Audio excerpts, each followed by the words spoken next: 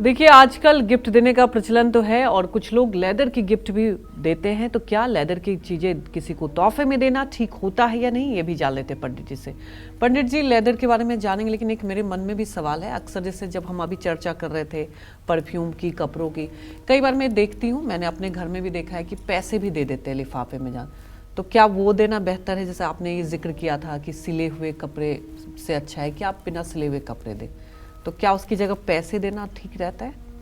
पैसे देने में कोई बुराई नहीं है। अच्छा। अगर आप किसी के बर्थडे में जा रहे हैं जी जी, और बच्चे को आप कपड़ा वगैरह भी दे रहे हैं और अगर एक लिफाफा भी दें जी। तो कितनी अच्छी बात है। अच्छा। अगर 50 लोगों ने लिफाफा दे दिया तो उस बच्चे के नाम 1 लाख रुपया सेविंग कर दिया जाएगा उसके बर्थडे पर। अच्छा, और ग्रह के हिसाब से भी और ठीक ग्रह है? के अनुसार भी ठीक है। ठीक तो है। द्रव्य दक्षिणा देने में तो कहीं कुछ नहीं है। भगवान की भी पूजा होती है तो उसमें दक्षिणा बाद में जरूर चढ़ाई जाती है। हिरण्य गर्भ सम और ताग्रे भूतस्य जाता पतिरेक आशीष सदाधार पृथ्वी ध्याम तेमा कसमय देवाय हविषा विधेम। जब तक मतलब कि दक्षिणा नहीं चढ़ाई जाती तब तक पूजा ही सफल नहीं होती है। जी। तो अगर आप किसी को उपहार में पैसा दे रहे हैं लिफाफे में, चाहे वो शादी का प्रयोजन हो, चाहे जन्मोत्सव का हो, चाहे मैरिज एनिवर्सरी हो, आप अगर दे रहे हैं तो उसमें कोई बुराई नहीं है। अच्छा, हाँ तो ठीक है। तो आप लेदर के बारे में भी जान लेते हैं पंडित जी। हाँ, देखिए, कई लोग चमड़े से बनी चीज़ें भी गिफ्ट करना पसंद करते हैं। चमड़े का पर्स, जूता, बेल्ट, बैग और सजावट की चीज़ें। चमड़े पर सीधे सीधे शनि और केतु ग्रह का प्रभाव होता है और चमड़े से बनी कोई भी चीज़ किसी को गिफ्ट करने का मतलब है कि आप दूसरे व्यक्ति के जीवन में शनि और केतु के प्रभाव को बढ़ा रहे हैं। केतु एक अनिष्ट कारक ग्रह है जो कुछ ही लोगों पर शुभ प्रभाव डालता है। जैसे किसी की कुंडली के तृतीय भाव में बैठा हो तभी वो अच्छा फल देता है, बाकी तो उसका फल खराब ही होता है। या बृहस्पति की उस पर दृष्टि हो तब वो अच्छा फल देता है। तो केतु का प्रभाव ज्यादातर अशुभ ही होता है। किसी को चमड़े का पर्स देने से उस व्यक्ति को नुकसान होता है जिस व्यक्ति को गिफ्ट दिया जाता है। केतु जिस व्यक्ति की कुंडली में शुभ ना हो उसको अगर चमड़े से बनी हुई चीजें तोहफे में देंगे तो ऐसे व्यक्ति को ना सिर्फ आर्थिक नुकसान झेलना पड़ेगा बल्कि ऐसे व्यक्ति का मान सम्मान भी खत्म हो जाएगा। हाथ से कोई प्रभावशाली पद जा सकता है, किसी अनचाही जगह पर भी ट्रांसफर मिल सकता है।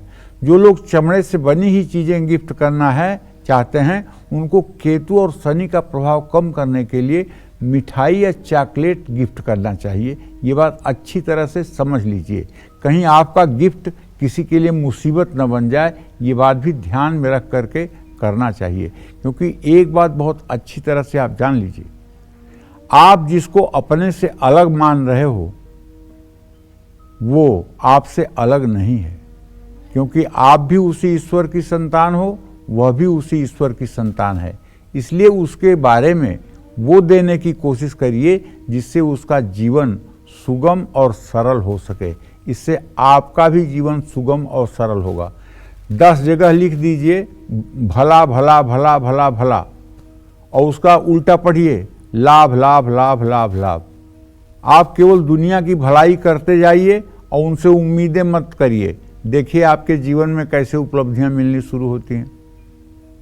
तो अगर आप मन क्रम वचन से दूसरों के हित के लिए कार्य करेंगे और उससे कोई अपेक्षा नहीं रखेंगे, अरे भगवान के कितने बड़े हाथ हैं, भगवान के हाथ को कौन नाप पाया है। और जो कुछ भी आप पुण्य कर्म करते हैं उसका फल आप उस व्यक्ति से कभी उम्मीद मत करिए। उस सब का फल जो है प्रभु देते हैं, उस सब का परिणाम प्रभु देते हैं। इसलिए ईश्वर पर विश्वास करके शुभ कर्म करिए। शुभ कर्म करना कठिन, करके छिपाना कठिन और करके पचाना कठिन। थोड़ा सा भी शुभ कर्म किया नहीं कि 10 लोगों से कहने लगे कि मैंने तो आज इनको ये कर दिया, इनको आज मैंने ये कर दिया, इनको मैंने ये सहयोग दे दिया, इनका मैंने आज ये काम करा दिया। क्या है यार, अगर सब यही बांट दे रहे हो तो तुम्हारे अविनाशी बैंक में 0 जमा होगा और फिर आगे कुत्ता बिल्ली की योनि में जन्म होगा। जय मां विंध्यवासिनी।